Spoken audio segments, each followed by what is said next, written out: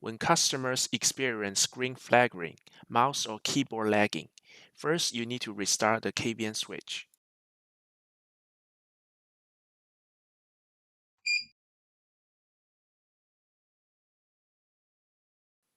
After a few seconds, you should be able to use your mouse and keyboard.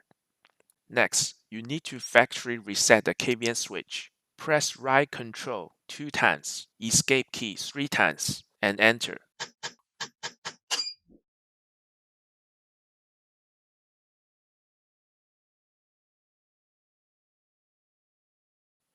Now the screen flickering, mouse and keyboard lagging should be gone.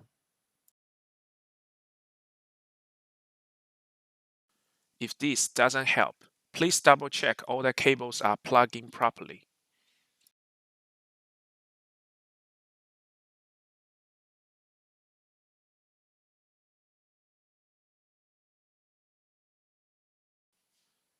Thanks for watching.